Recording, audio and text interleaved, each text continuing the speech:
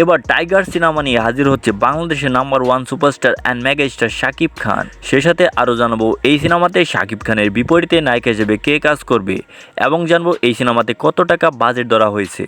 তো প্রথমে শুনে আসবো শাকিব খানের এই টাইগার সিনেমা নিয়ে। বাংলাদেশের নাম্বার ওয়ান সুপারস্টার শাকিব খানের নতুন একটি সিনেমার অফার এসেছে এবং এই সিনেমার নাম হচ্ছে টাইগার। এবং এই সিনেমাতে শাকিব খানকে দেখা যাবে একজন দুর্ধর্ষ ফাইটার হিসেবে। এবং এই সিনেমার নাম প্রকাশ পাওয়ার পর শাকিব খান বেশ আলোচনায় এসেছেন এবং ধারণা করা যাচ্ছে 2026 সালের কুরবানির ঈদে এই সিনেমাটি মুক্তি দেবে বলে আশা করা যাচ্ছে। এবং আরেকটি ইন্টারেস্টিং বিষয় হচ্ছে এই সিনেমাতে শাকিব খানের ডিরেক্টর হিসেবে কাজ করবে বরবাদ সিনেমার ডিরেক্টর মেহেদী হাসান হৃদয়। এবং এই বিষয়টির জন্য সাকিবিয়ানরা অনেকটাই খুশি হয়েছেন, কারণ বরবাদের মতো একটি সিনেমা উপহার দিয়েছেন মেহেদী হাসান হৃদয়। এবার জানবো এই সিনেমাতে শাকিব খানের বিপরীতে নায়িকা হিসেবে কে কাজ করবে।